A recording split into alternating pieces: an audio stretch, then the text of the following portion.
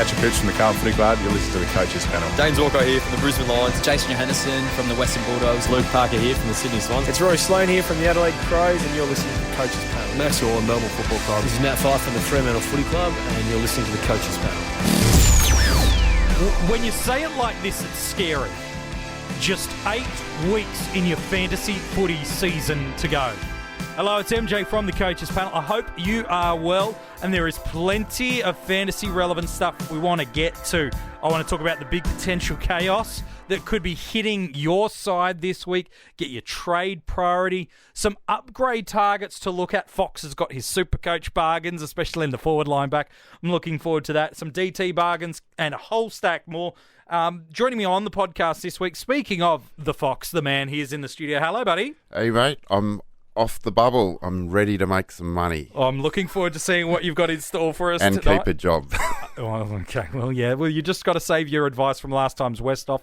I've also got Rids on the line. Hello, buddy. How are you?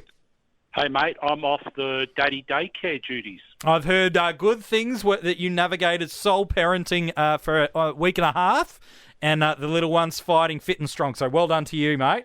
Yep, no casualties, mate. There's no injury list there, so all right. We're all good. All right, good news. Well, speaking of injury list, there is a fairly lengthy injury list for fantasy footy coaches to navigate. At time of recording, there's only one confirmed out of probably the big 4 injuries that are impacting coaches of all formats. They're pretty relevant names. Caleb Daniel, a forward in Dream Team and SuperCoach, defensive forward in AFL Fantasy. He's out for the next 3 to 4 weeks. We'll talk about him. That's another half of the season he's going to miss. He's definitely out. The 3 other big names that are question marked are Gawn, Dangerfield, and Cripps. Cripps missed last week. Tracking along okay, but no certainty to play this week. Neither of the other 2. We'll talk about them in a moment. But before we get to the specifics of it, Rids, I'll ask the kind of first question to you. For a lot of coaches, no matter the format, they're staring at a couple of really important players that could be out of their side. And if we're not careful, we could actually do some damage with our trades this week. For coaches, what is the trade priority to fix? I know every side's unique, but in a general advice sense, what's the trade priority coaches should be considering this week? I think they've got to trade their most important player on each line. Okay. No. So at the end of the day, you've got to stick to the plan, okay? So if you're going to be upgrading to an M8, let's just say this week was always the plan to bring in and complete your team with an M8 or a F6 or whatever it is. So like a Baker or a Clark up sort of move. Yeah, let's say Dylan Clark. Sure. Oscar Baker, yeah, why not? Yep. And you're going to bring in, say, let's hypothetically throw out a Matt Crouch, sure. Okay? You've decided Matt Crouch is the guy for you. That's where you're going to go.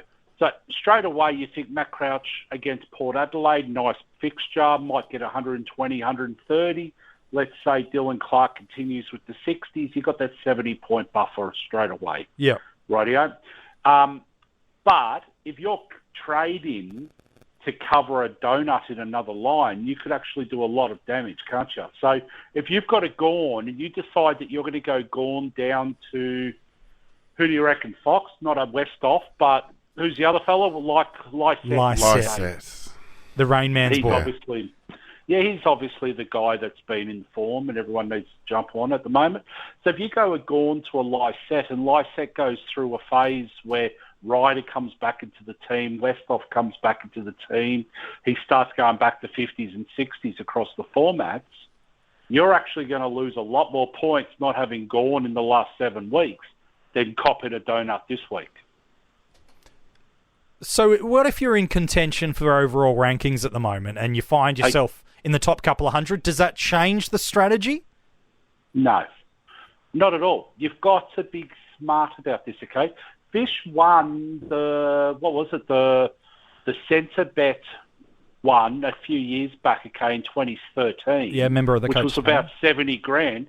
And he actually copped the donut the second or third last week and saved a trade, which saved him in the last round, and he made a trade that covered 100 and something points. Yeah, and he ended up So winning he that. actually picked up more that one, and he went on to win by less than the difference. So by being smart about it and knowing where you're at, the only time I would be suggesting to people, okay, to make that trade this week is if they are in a cash league and you need to, get back into a contention, Sure. and you're looking for a point of difference, or if you're actually playing in leagues and your focus is leagues and you need to have a must-win this week. Right. So that way then, but plan around playing finals, okay, in the league. So see who your matchups are at the end of the rounds and everything else. So go through the draw, okay, work out who's round, who's got the easiest ruck rounds in the last few, rounds of the year where you're going to be playing finals, and bring that guy in, and hopefully he gives you enough points this week to get over the line. Yeah. Now, I'll get some of Fox's take on this in a second. Would you do the same strategy, mate, for AFL Fantasy with the 2 trades a week, or is it purely a limited trades format plan?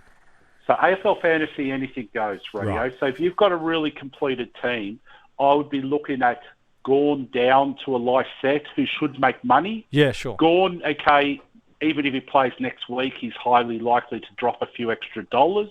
Lysette for 2 rounds, and then bring back Gawn in 2 rounds. Yeah, and use that extra cash you could potentially... And use that extra cash. Then you've got plenty of guys like the GWS fella that's coming back and a few others, where you can actually start planning to bring them back into your teams. Yeah, exactly right. Foxy, your thoughts there? Supercoach, it makes no sense trading Gawn out and trading him back in 2 trades late in the year. Who has 2 trades? To pick up minimal points. Gawn has been going at 150. He's been huge. Apart from last week. Yeah. Factor that in, but he was going 150 for the previous 5 weeks in a row as an average for over 5. So what I'm hearing from both of you saying, look, there's no real justification in it. Well, maybe in AFL Fantasy if your side's pretty complete, to lock that trade in and move him on, only to probably have to look at finding a way to bring him back. And it's not worth the trade and build around. Yeah. Or you look at R3, F6 options. Right, you look for the dual position. Okay, so if you've got a DPP at R3 currently, then you look at a Westhoff if he's named. You look at a Lysette to go into F6, F7, and swing him into the rucks for the week where Gawn misses. Okay. Yeah. Now, otherwise, if you've got an F3 or something like that, you wait for teams. There's a couple of massive outs this week that aren't fantasy relevant, but could end up being fantasy relevant with their replacements. And I'm talking Bell Chambers, and I'm talking Caleb Sinclair. Yeah, so that's the Essendon ruckman, the Sydney ruckman, both have been confirmed. Sinclair's out for a minimum of 3 weeks with his injury. Bell Chambers is out for 6. And let's be honest, MJ, 6 weeks is the rest of the year. Well, there's 8 weeks left of the year. So there's no benefit for Essendon to bring him back unless those final 2 games of the year is the difference for finals for Essendon. And they're in the conversation, but... Yeah, no, but it's highly unlikely. So, and Bell Chambers has a history of not coming back on time, if that makes sense. But then, even then, okay, 6 out of the 8 games, what's that, 75%, Fox? That feels like a ratio for Fox, that one, doesn't it? I think you're spot on there. 75% of the remaining games for the year, at the very worst, you've got cover in your rucks. Well, we're talking, and we're alluding, Fox, to a couple of players there. Zach Clark coming in and covering for Tom Bell Chambers. I thought they'd stamped him out. Really? Yeah. Okay. I didn't think he was, genuinely... Well, if he's playing more ruck than forward, and McKernan's the relief, that I don't mind that. And then Sinclair, Darcy Cameron's not quite fit right at the moment, so that's where Michael Grassy Knoll, who's a basement price ruckman, could be coming in for us. So those are the cheap ruck options we could look at. Going to be an interesting ruck duel, isn't it? Essendon Sydney this week. Oh, God. So, Fox, yes. Quickly... Well, Xavier Clark did play a pre-season game without Bell Chambers in the team as the number 1 ruck and scored 100 from memory. In Dream Team and Fantasy, yeah. Yeah, across the formats, I think it was, in Yep. SuperCoach as well. So that's why I'm sort of alluding that 225,000 in Dream Team off the top of my head, and I think he's sub 200,000 in SuperCoach. Yes, he is. It doesn't take much to upgrade even a bare minimum guy to Xavier Clark. In SuperCoach, he's got a break-even of negative Zach 16. Clark. Zach Clark, you're getting me now. He's priced at 182,200 with a break-even of negative 16 in SuperCoach. Xavier Clark had the worst brother ever to play AFL football. Oh, now you're getting me. Rafa Clark. Oh, yeah, they are. Anyway, yeah. We These are the digress. Tigers at the moment. Oh, stop digressing. So what? And that's an interesting one too, because both Bell Chambers and Sinclair maybe have got some daily fantasy or draft league relevance, but for salary cap coaches, kind of zilch. But all of a sudden, they now create opportunities as we talk about trade targets. Rids, you feel a little more comfortable trading in an R3 to cover for the 1 week we might get of Clark and get some cash generation, as opposed to trading a premium for a week and a week back. Well, exactly. I've been looking at Zach Clark coming in and then using... So it all depends as well on how many trades you've got. Yeah, as well sure. So let's say you've got Brodie Smith and you absolutely hate Brodie Smith at the moment.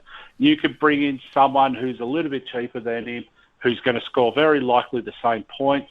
You can utilise the downgrade from a rookie down, like an Oscar Baker down. I think the Richmond fella forwards on the bubble this week. Is on the bubble this week.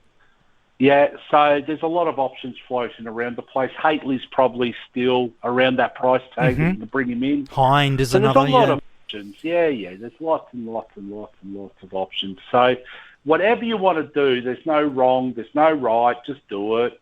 And it does. At the end of the day, okay, you've only got 8 rounds left. Yeah. So why save trades if your focus, okay, for the rest of the year is points? Why save trades? And I'm not talking using them crazily and trading Gawn to Zach Clark this week. Okay, what I'm suggesting is using a planned strategic trade and bringing cover in for Gawn. And at the end of the day, if Gawn misses 3 weeks, you're going to have Zach Clark filling in for 3 weeks. Yeah. And he does have history there of 60s, 70s, 80s, 90s. Yeah. So it could very well be handy. But why save that trade if you're going to cop 2 or 3 donuts now? If you've got a trade, you just got to ride your luck to a degree.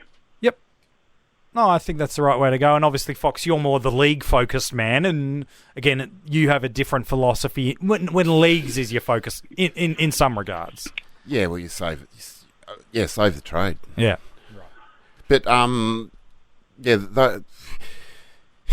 the R3, F6, F7. That's get the link, use the loop, make it happen if you can. Most smart coaches probably already got that. Use them like a Binds or something from West Coast. That to open man up the already in opportunity. there, ready to go. Yes, well, the opportunity is there for you, and that is good news. And because we are 8 weeks left in the year, you are well and truly at a position where you should be pretty comfortable to throw away your F8 or your D8 or your M11 position just for dual position flexibility.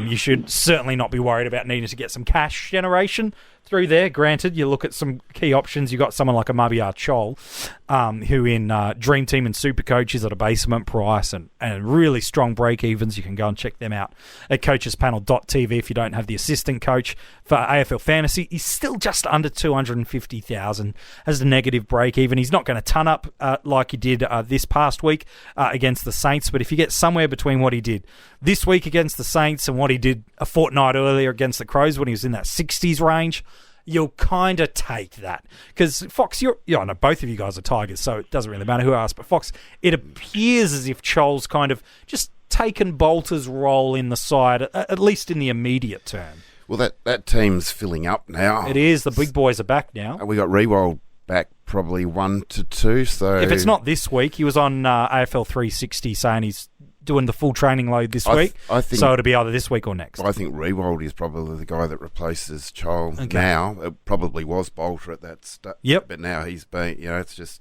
the big guys are back now. Yes, so, true. They're the guys, so probably looking at maybe 1 or 2 weeks from Chol. But it's the cash. He hasn't got the DPP. No. So I don't know if he has. No, just pure forward. Yeah, so there's not a lot there. All right. Yeah, so at the end of the day, though, you don't throw away Gawn for 50 or 60 points this week. Yes, exactly. No, I agree. Totally agree. I think we're all that's helpful. Let's talk about before we get to some Fox SuperCoach advice, especially for the forward line. We did talk about some guys that are out or potential outs for us. We know Caleb Daniel is out for the next month, and Cripps, Danger, and Gawn, all depending on which news sites you follow, move from questionable to possible to probable. So we won't read too much into that with, teams getting dropped within the next 48 hours. There's no point running the coulda, shoulda, woulda, mighta. You're going to get your answer pretty quickly in the week for you. But there is one guy that is likely to come back this week, Leon Cameron, at Tuesday morning press conference, pretty much said, without putting words into his mouth, all Lachie Whitfield has to do is get through training sessions this week, and it'll be probably very difficult not to select him coming back off his collarbone injury. Here's the thing, and Rids, maybe I'll throw this to you, is when you look at, he's playing 9 of a potential 14 games, 2 of those have been injury-impacted games, one quite early on, the other a little bit later on. Well, one was early and impacted his score, but he stayed through the game. His break-evens, for what it's worth in SuperCoach, is 154. His Dream Team break-even is 162. And his AFL Fantasy break-even is 138. Now, he's gone there and thereabouts of a 200 already this year. But does his break-even matter for us, Rids, as we consider trading him in? I'm seeing a popular trade this week is Caleb Daniel up to a Lachie Whitfield using some dual position, or an AFL Fantasy. You've got him both as defenders through there. Does the break even matter for Lachie Whitfield for us at this point in the year? So Lachie Whitfield's a weird one, isn't it? So a couple of weeks ago, do you remember the conversation we had where we were saying that he's as close to must-have as you can get? Yeah, and then he got injured like a fortnight later. Well, yeah, it was awful timing and everything else, but at the end of the day, there's only 8 rounds left. Yeah. So it's sort of like, even if he goes 120 for those 8 rounds, okay, how much more does he outscore the other guy that's a lot cheaper, and how much does it do damage going to him and using those dollars? So let's throw out that Brodie Smith to Lachie Whitfield scenario. Sure. In Dream Team, it's close enough to 300,000, okay, for that trade. Yep. So are you looking at spending that 300,000 to do that, or are you looking at going Dylan Clark to a Matt Crouch? That's where the hesitation is. If you're still playing Dylan Clark on the field, yes, I understand Brodie Smith's frustrating to own, but that's no secret. Yeah, we've known that for years. Yeah, for a decade. Why hold him through the tough times? Then now Adelaide's draw frees up a bit. Like, he should come home 80, 85, through the rest of the year in Dream Team. Does it make sense then to go to a guy at his absolute best is going to average 120 for that period if you're going to... You see what I mean? Yeah, and using Smith as the example after the showdown this week, the Crows fixture, which you allude to, is Gold Coast, Essendon at home, Carlton at the G, St Kilda at Adelaide Oval. That's after Port Adelaide this week. That's a pretty tasty 4 weeks. So you're really looking at a 90, 95 type average for those games because he is a downhill skier.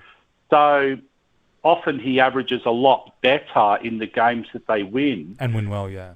And win well. So I tell you, though, Whitfield's one of those tricky ones. Like, there's already been 2 game-affected injuries this year. So, and I know that you can consider that bad luck or anything else, but the fact of the matter is they've still occurred and owners have still copped those injuries-affected scores. Yeah. So take out that 190 from, who was it again that they played? It was Carlton match that he dominated.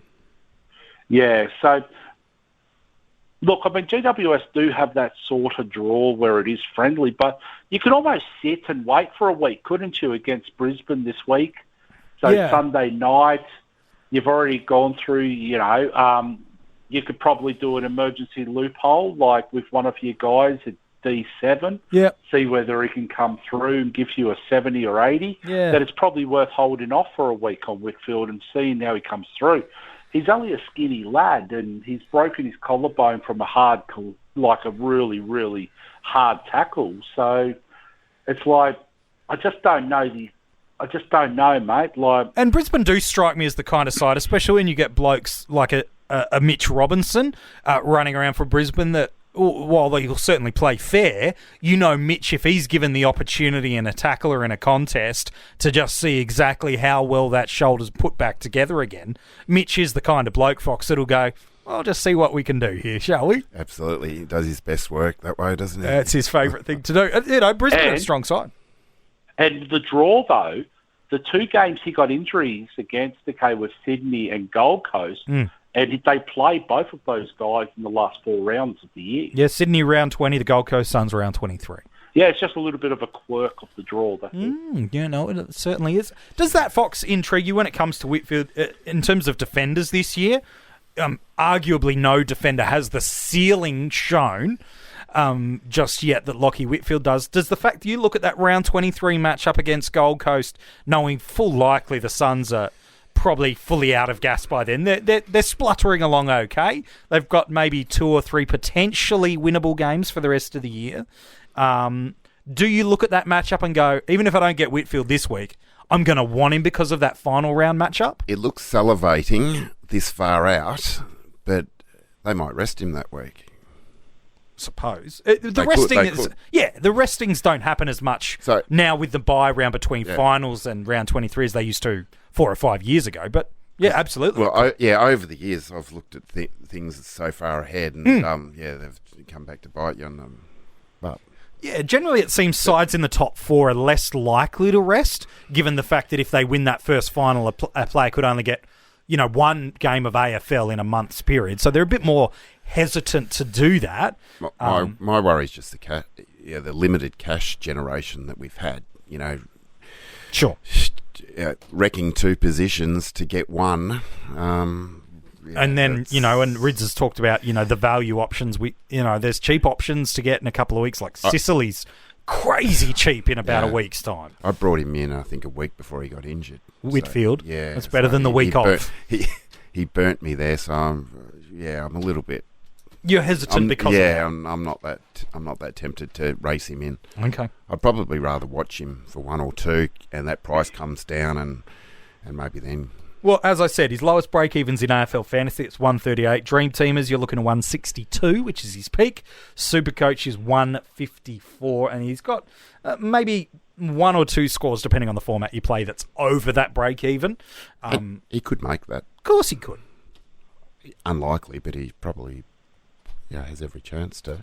He certainly has every chance to do that. That's definitely... So, Whitfield was tagged by who a couple of weeks ago? Was it Holman? Nick Holman did the tagging role on him, and we are seeing a bit more of a trend. Maybe West Coast are leading it. Hutchings is out for the next month. But we are seeing not just tagging coming back into the game, but kind of the run and carry and the link-up player for sides starting to get locked down on a little bit more. Yeah, so, there's every likelihood, though, in that last round that Holman still goes to Whitfield because he was doing a good job. He was. So, just because you're playing Gold Coast doesn't mean that you're not going to get a tag. Yeah. No, absolutely not. Absolutely not. Look, I think if you can get Whitfield at some point in the rest of the year and it's not destroying your side and your cash generation, he's clearly no one's been able to go really near him this year. But, as we talked about, 2 injuries this year. He's played 9 of a potential 14 games. It'll be interesting to see what sides do to him in the next couple of weeks. We've talked about Brisbane this week. Then Richmond, Collingwood, Port Adelaide is that first 4 weeks. And then for the final 4 weeks of the year, it's Sydney, Hawthorn, Western Bulldogs and the Gold Coast Suns. And the Swans have shown they're more than happy to run multiple tags as well, for what it's worth. All right. There you go. There's some thoughts on Whitfield. The other probably fantasy relevant is Alex Witherden. Is he a trade-in target for us? He was ill last week. He performed okay the week prior to that. I think it was against Carlton. He scored okay. He has been one of the more disappointing performers of the year to say, Fox. People thought he was going to break out, become that mid-90s sort of guy. He has had some two good back half of the years of his two seasons, so maybe it's not too late. But is he someone to trade in at a low point? Or he showed a whole heap of promise at the end of last year. He hasn't shown much at all. I couldn't do it. Okay. Geez, I reckon, though, that if you look at Dersma, if you still have Dersma, and you could bank some money going Dersma to Witherden, you'd be crazy not to look at it, wouldn't you? Is that in any specific format or in all of them? Well, pretty much all of them. Yeah. That's right. So you could bank, about 30,000 in Dream Team? Mm-hmm. And I think it's even more in a couple of the other formats. Yeah, it's about 20-odd in SuperCoach as well, yeah. Yeah, so, I mean, that's what Dersma's showing signs of, it's becoming a longer year for his first-year player. So he's probably going to get a rest at some stage, probably going to miss a few, There's signs there that he's running out of steam. Sure. So, I mean, Witherden did come home, as Fox said, last year with a massive end of the year. If you can make 20 points and bank cash out of that, I'd be looking at it. Yeah, the worrying thing in SuperCoach, he hasn't turned up this year. He's had a few 90s. You've had a few. Yeah, but you're getting him for what he can do. You're not getting him for what he hasn't done this year. Yeah, you're not paying for the 88, 85, 90. I know that, but I'm a bit hesitant. All right. Everybody knows I love an upcoming fixture draw. He's coming up against GWS, then Port, North Melbourne and Hawks. And for the final four, it's the Dogs, the Suns, the Cats and the Tigers at the G. I'd definitely be keen. It's not a horrible run. There's a couple of games there where you're not super stoked by it, but there's a couple there I like. You could do worse. When you're making money off a cash cow to go to Witherden, I'm all right with that. We haven't seen a heap of signs that he's going to deliver, but look, people were saying that a month ago with Jackson McRae going, don't bring him in, there's no signs. But the past 3 weeks, he's absolutely brained it because you're getting a premium at a bottomed out price. So I do not mind it as a trade, that is for sure. Hey, a couple of last questions before we want to look at wrapping up. A shorter episode this week as we get towards the end of the year. There's the natural amount of content that people want to talk about is very narrowed around certain key things. But Fox, every week you love to bring us a little bit of a SuperCoach bargain buy. Sometimes you bring a interpretive dream along with that for us this week. Any interpretive dreams? And who are your SuperCoach forward bargain buys? Well, every time I try a dream or a vision or whatever it is, it doesn't work. Well, you're trying to. It's got to come natural. You got to allow it. You've got to let the vision come to you. Yeah. Okay. You can't go for it. It's got to come to you. Okay.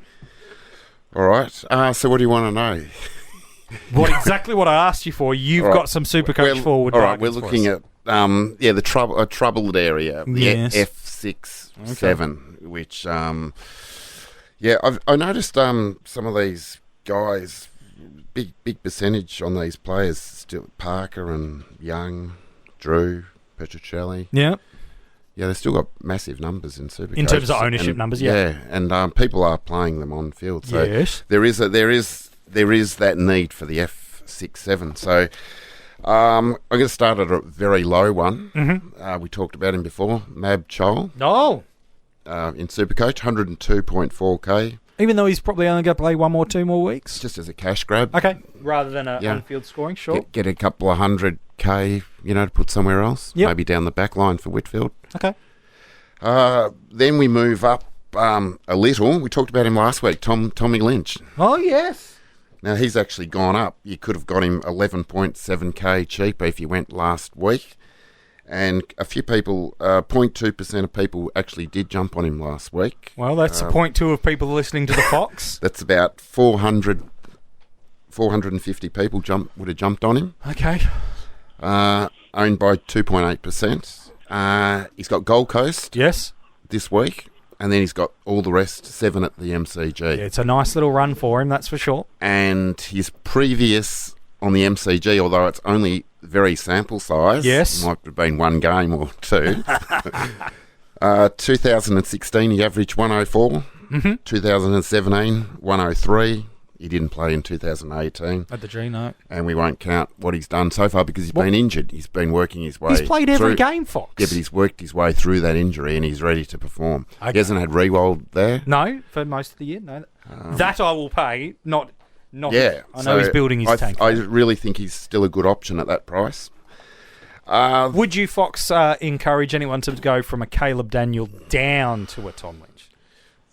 No. Great. Good. Just wanted to make sure you're not advocating for stupidity. No, you'd have to do one of the rookies, like a Bolter, Parker. Sure. One of those guys. Now, this one I'm taking a little bit of latitude, maybe a bit of longitude, maybe a little outside the box of the coaches panel. Here we go. This will be good. Brace up, Reds. This could be interesting. It's not my cup of tea. Oh, here we go. Wait, that's a great caveat. Yep. This guy's owned by 0.1%. Okay. 203 people. That did auto-select and it's probably and the only people that own him are his community centre and his relatives, probably. Okay, way to pitch it. Now, he's 316k. Just show the name, Fox. He has Sydney next week. Oh, God. Sean McKernan. Oh, I get why you've done this. I get why. Look, Bell Chambers is out. Yes. Darcy, Danaher. I reckon he plays a fair bit in the ruck. He's done it before in other years. He's come on and we've sort of gone, who is this guy? He's virtually known around the place as a spud, but he could be the guy. He's wised up a little. Yes. He's got that opportunity in front of him. He carries that number 44. He does. Now, look at all the players that are wearing 44 this year that have improved, like Stack, English, it's McPherson. pretty easy to improve from 0, Fox. McPherson, Zerha, Tommy Stewart, they're all 44s, and there's something about the 44. I just think there's something about. And that's about as many people that are going to jump on picking him this week too. We'll see. He's very low ownership. He didn't have any tape on him last week, and he scored 103 SuperCoach points. I suppose. Now, he's not everyone's cup of tea. I'm not going there, but... He's not anybody's cup of tea, Fox. He's out there. He is. Look, I don't mind that in a draft or a daily fantasy move. I feel a little risky doing it in a salary cap format, but I understand what you're saying. Probably AFL fantasy type of pick. Yeah, I don't know if I'd do that to myself there either. He's there. I'm not going to argue that he's there, Fox. And the opportunity, everything's there open for him. It's the opportunities there. No question about it. He's been around AFL for long enough. Here's his opportunity. Those that jump on him, he averages 100 for the rest of the year. You'll be laughing at that price. I don't know I don't want to say what I'd do if that happens because I've got fear in my heart that he'll do that just to spite me. Thanks, we'll just John. jump up one more. All right, last one, and then Rids, I'll get some dream team bargains from you, mate, before I want to get some captaincy thoughts and we wrap up the episode. Right, this guy, the last game he played, he scored 45 SuperCoach points in his last quarter of footy that he played. The last 4 games, he's increased his score each round by at least 9 points. Mm-hmm. Now, he last week he got 37 disposals, 9 marks and 6 tackles, but it was in the sandful. Touché. But he's almost a certainty to be playing this week, and he's actually one that will help us at that R3 F7. Oh, you had to find a way to bring him in. 3 of the Not next... the red Speedos. 3 of the next 4 at home. Oh, no. He's guaranteed, I reckon Ken Hinckley's had a vision this week, and he's coming in. You reckon they're bringing the Hoff in? I reckon he's coming in. Wow. He's actually decreased in numbers, so he's more unique. He's dropped from 8 to 6.8. Oh, you bet he's unique. 373. He's 200k less than a Lysette. So look at that. So look at that value. I've actually got him at the moment. Why would they bring back Westhoff if Dougal Howard's right to go? Yeah, why would they have dropped him? Because he wasn't performing, Fox. Fox. 38 years old. Yeah, no one thought that they would drop him. Ken Hinckley lost it. He absolutely lost it. But he's got to be picked. He's got to be picked. Yeah. Really? He isn't in the 22 yet. So. Oh no, he's not. You're But getting if he comes in, he's going to stay in, Yeah. isn't he? We all know. You're as excited about Fox about him as the fantasy community is about Rockcliffe's Sandful score. Yeah, it's good. It's Sandful though. There's no guarantee to come back in. I reckon him and Rocky will be in next week. I think that's a brave call. Like, Rockcliffe only had 57 with, like, whatever else. Like, he scored 200. Rockcliffe's a definite in. There's no worries about that. Oh, yeah. But I don't see where Westhoff fits. If Dougal Howard is fit, Laddams might drop out, then Dougal Howard comes in. But where does Westhoff play? Correct. Dixon's playing, like... I think they'll. I don't know. I'm just throwing it out there. I think he'll find a spot, and it'll be a very fantasy-friendly spot, and he'll put those points on the board. Well, I hope he is. Good luck to you, Fox. But don't pick him if he doesn't get picked. There is a caveat. Okay. I feel like that doesn't We need have to to be have a explained on caveat. this. I feel like that doesn't need to be explained on the podcast. But nonetheless, I appreciate your work there. Rids, any visions that you've had of players that may help us in Dream Team? No visions, but I've got an absolute bargain of the millennium. All right, I'm listening. You remember a couple of weeks ago I might have suggested a guy called Ryan Burton at 420,000? Yeah, and I think he's averaging about 90 or 100 across the formats in that time. Yeah, he had a disappointing first quarter last week, It but was he ended up bucketing with nearly typhoon. 70. Yeah. He's not a wet footballer, like a wet weather footballer. No. But I've got an absolute bargain for you this week, MJ. All right, I'm listening. Right. His name's Jaden Short. Ooh. 454,000 in Dream Team. Hello. He's definitely an 80-plus type guy. Richmond loves the ball in his hands. Okay? He's got a break-even of 131 this week, but they do play Gold Coast, and then they play GWS the week after. So again, if you're looking at a Dersma or a Marty Hoare or whatever, you can't go wrong with a Jaden Short this week. No, that's true. Talk to me. I'm curious about this. It's something that for Patreons we discussed on the round review episode. If you want to get that and support the Coaches Panel, you can do that at patreon.com/Coaches Panel and join the army there.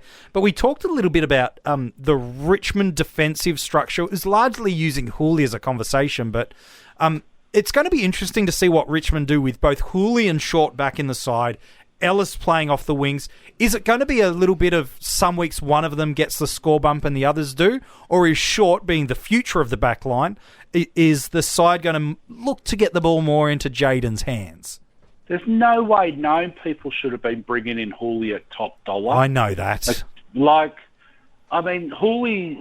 Hooley has a history of going massive for 6 stretches weeks and time, and then drops off.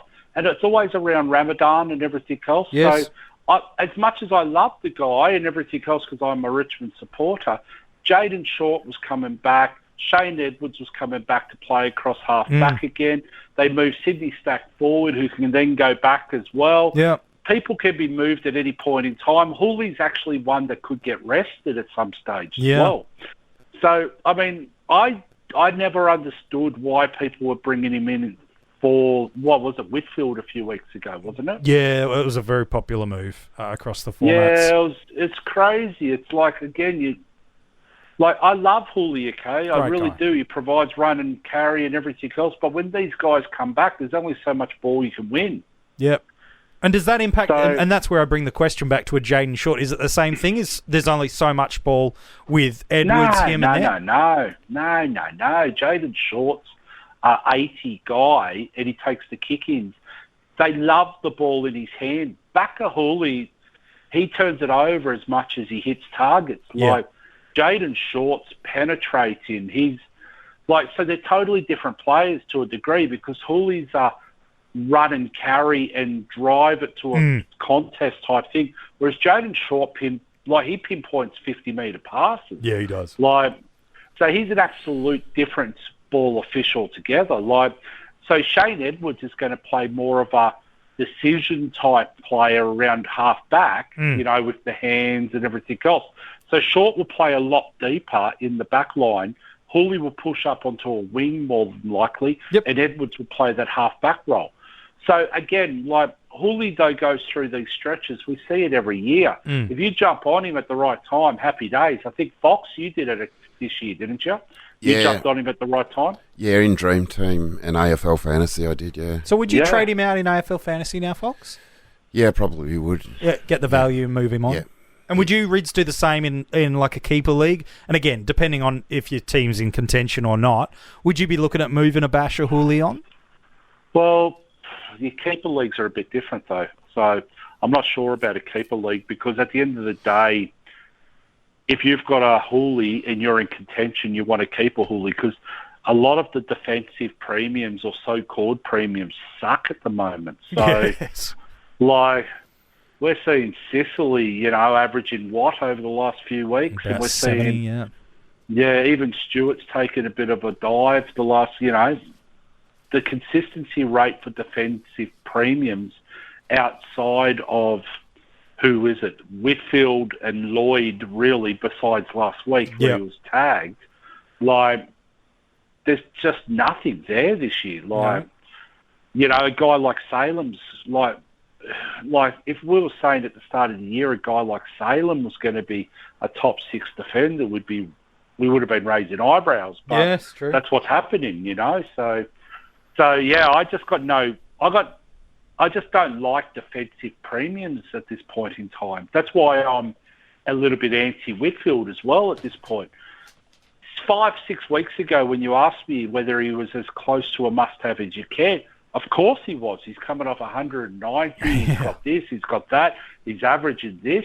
But it's always scary, isn't it, when you go through a second injury-affected game? Like, and he's coming back from a broken collarbone. Like, I'm hesitant about all defensive premiums, though. Yeah. So what I'm hearing you talking about is, look, if there's upgrades you can make in other lines, make them there. Because at the back line, you're going to get a cheap, pretty good option at very best in the next week or two, whether that be a bottomed-out Sicily, Hearn, Whitfield, Lloyd. If you don't have him, he'll be cheapish in 2 weeks' time. Laird still on the cheaper side of life. Stewart, But even with Whitfield, his previous best season was last year at 100. Yeah.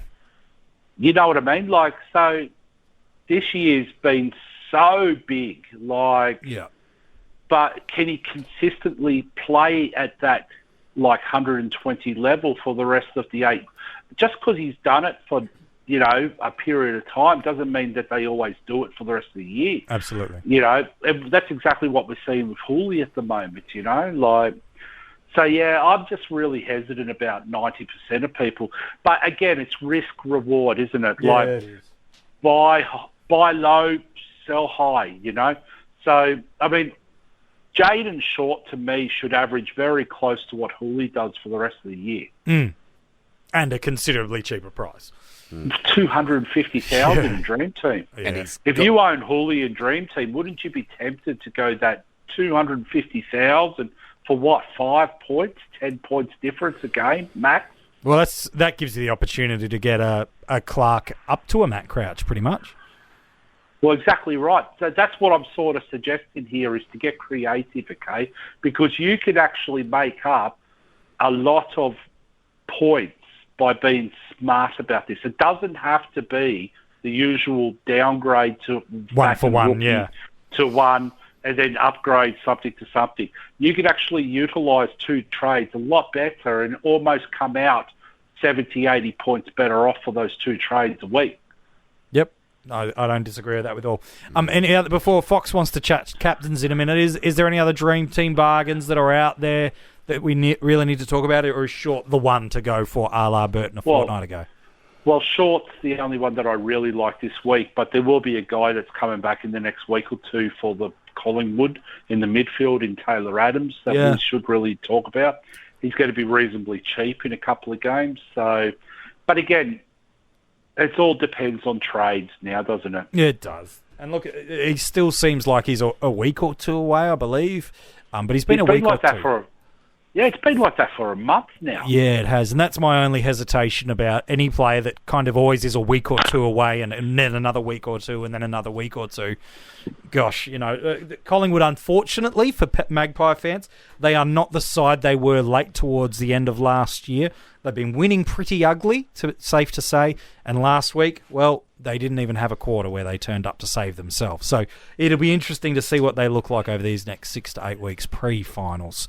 So if you're looking for a forward this week, I'd recommend someone like a Jeremy Cameron, who seems to be really dropped out in across all the formats. So he might be the one, although that Brisbane matchup this week, you'll probably have Harris Andrews on him, so that's a tough matchup.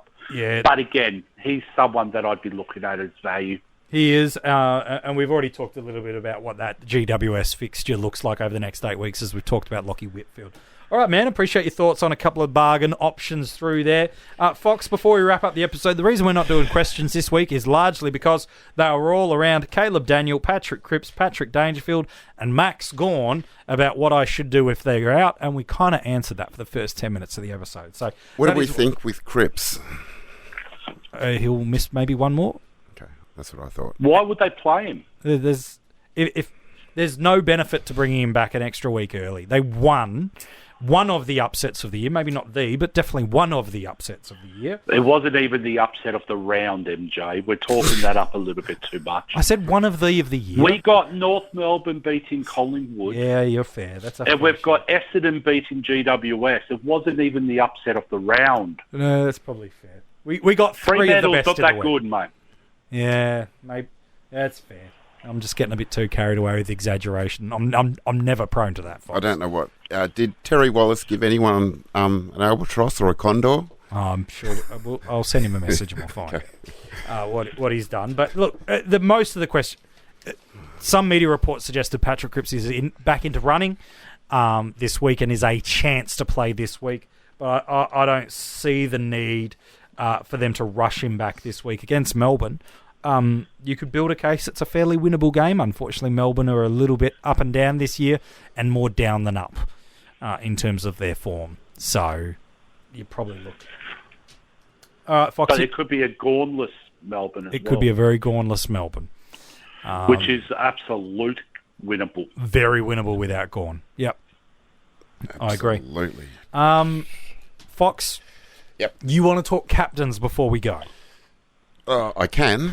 Well, you said at the start, you like, MJ, I want to talk captains. I said, fine, I'll put it I on the had run something on the sheet. bottom of my sheet. If we were going to talk about captains, Well, we're here now. I could. All right. The floor is yours, Fox. All right. I can. All right, captains. I reckon a good vice captain option. Yes, which you get in Dream Team and SuperCoach AFL Fantasy. You don't. No more Thursday night games. Nothing. You get nothing in AFL Fantasy. Play on. Brodie Grundy is a very good choice. Mm-hmm. At the G, he take out his 81 and 84 in SuperCoach. Why are we taking him out? Well, they're just too low numbers. Oh, okay, I don't know. And he averages 139 at the G. And take out all of the bad scores of Tom Rockcliffe this year. Just trying to bump only his Sandful. I'm just and trying he's to bump up averaging his 200, numbers. of I'm course. just trying to make it look good. Did that go to air? Yeah.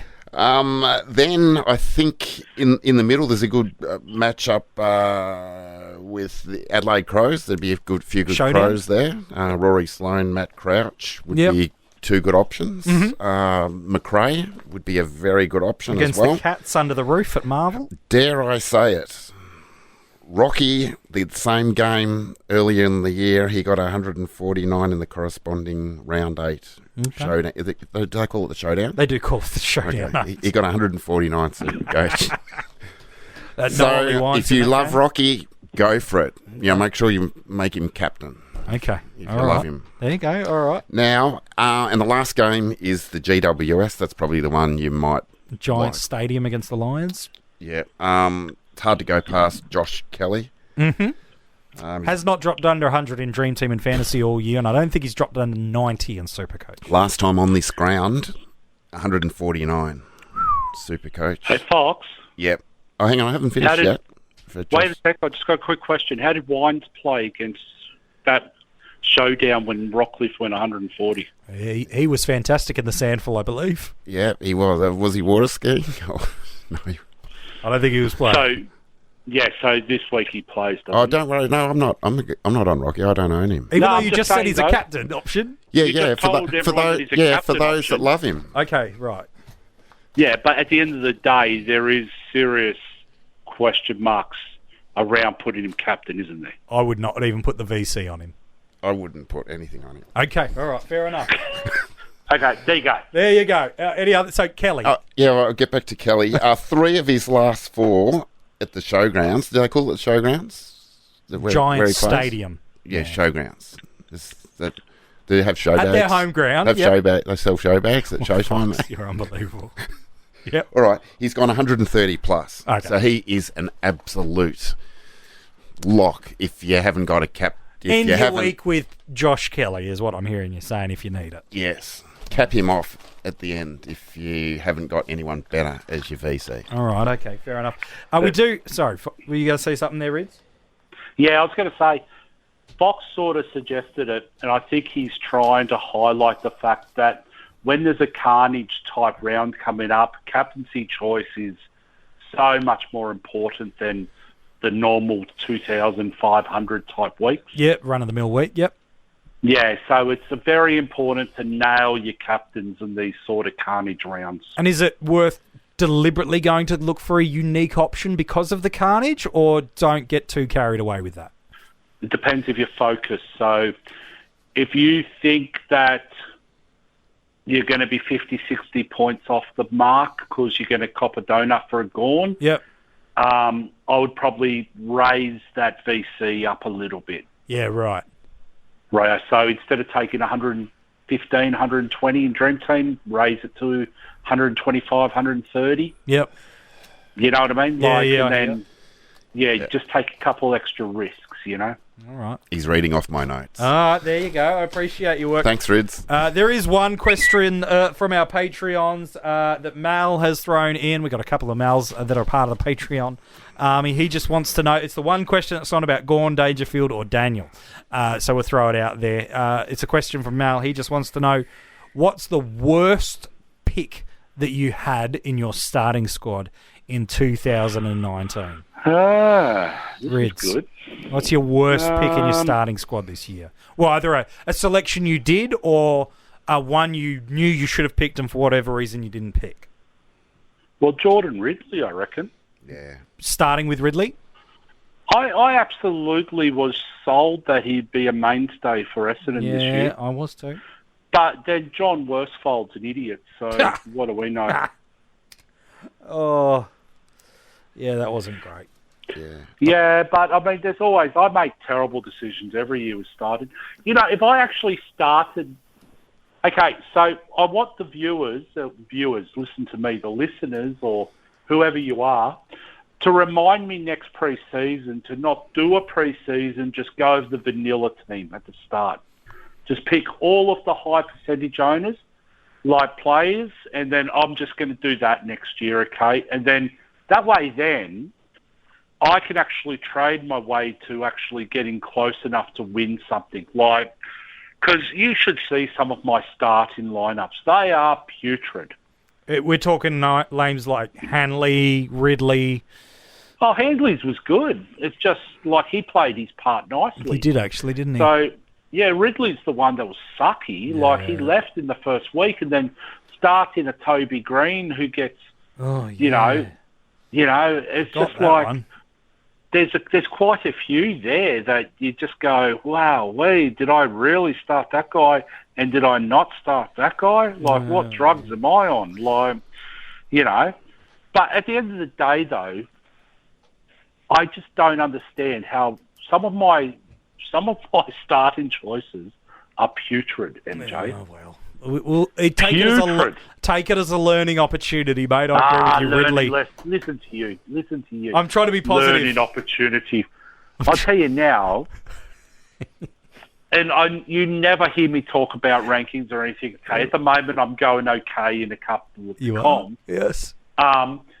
If I had a starting lineup that might have half resembled a unique vanilla like a vanilla type, what do they call it, a cookie cutter setup, Yes. I might actually be leading some of these comps, mate, and I might even have 20 trades left. That's true. Like some of these starting lineups, I've got to. I'll post one at the end of the year. Let's do that. I'll post. Let's do I'll that. post. What is it? Dream Team, no, do? Yeah, let's do I'll that. post a Dream Team starting lineup at the end of the year, and you tell me how the hell I could possibly get a ranking of where I finish from that. All right. Well, Because I should be with the also rans in the 5,000s and stuff. all right. I'm just lucky I've got a couple of guesses right. All right. Well, I look forward to that. We both looked at each other, Fox, when he mentioned Ridley. I think we both fell into that trap. Is there any other players for you, or is he your guy? I can't remember that You've blocked far it out. back. Yeah, That's what you've done, mate. You've moved on. It's like a bad dream. Yeah, it is. I think I had Tim English. I might have started Yeah. him, which Looking for a cheap R2. The theory was Yeah. right, but yeah, he's just not consistent. Yeah, no. Another 2 years. yeah. All right. Well, fair enough too. You want another one? Oh, sure, mate. While we're here. Schultz Oh, Lachie Schultz from Fremantle. Yes. came out, absolutely drilled it in that first game. That's Kicked right. goals, looked sensational. I don't know, he might be dead now because no one's seen him. Like, has anyone seen him in the last... I haven't seen him there's play an for the past MIA. 10 weeks.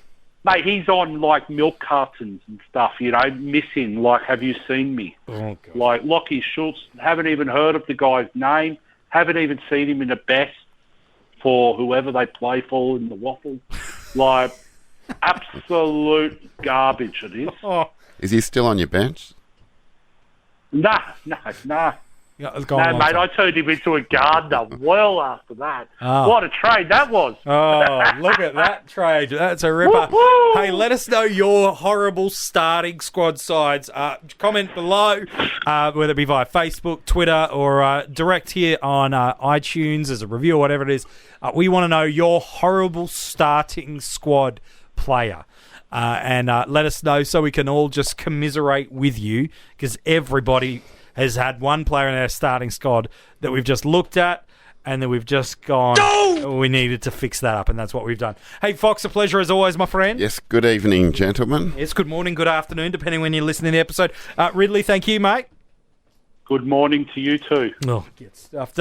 Thank you so much for listening. Whether you be listening via Spotify or iTunes, make sure you subscribe so as soon as the episodes go live, you get notified on your device. You can consume the episodes straight away. If you love what the Coaches Panel is doing, you can support the Coaches Panel by joining the Patreon army at patreon.com/Coaches Panel. Just 8 weeks in your fantasy footy season to go. We hope this week is an absolute ripper for you. And from all of us here at the Coaches Panel, well, we'll chat to you soon.